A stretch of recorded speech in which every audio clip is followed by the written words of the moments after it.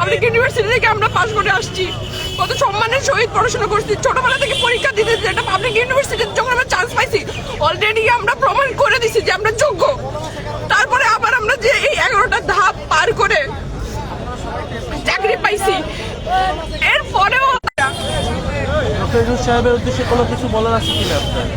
আমি বলবো স্যার আপনি আমাদের বিষয়টা দেখেন, আমরাও এখন স্টুডেন্ট, আমরা 365টা দিন ওখানে মাঠে শ্রম দিয়ে আসছি। প্রত্যেকটা দিন আমরা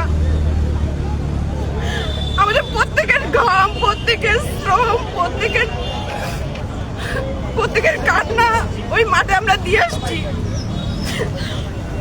তারপরে আপনারা কেন আমাদের সাথে এটা করতেছেন? আমাদের কেন এই পথে এসে নামা লাগতেছে? কেন এই মেয়েগুলো দেখেন, আমরা মেয়ে মানুষ হয়ে কি পরিমাণ পরিশ্রম করছি ওইখানে।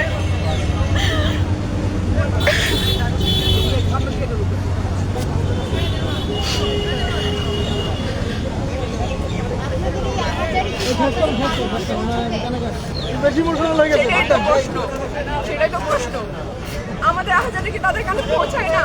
কেন পৌঁছায় না? আমরা কি এদেশের জনগণ নয়? আমরা কি আমাদের জগতের প্রমাণ দিয়ে এখানে আসিনি? যদি কোনো মানে আপনারা কিসের ভিত্তিতে আমাদেরকে বাদ দিলেন? কিসের ভিত্তিতে, কোন প্যারামিটারে জাজ করলেন? আমরা কিচ্ছু জানি না, সবকিছুই ঘোলাটে। আচ্ছা আপু, আপনার নামটা বলবেন? আমি ক্যান্ডিডেট সুস্মিতা উপজীবন, কোথা থেকে আসছেন? খুলনা থেকে আসছি।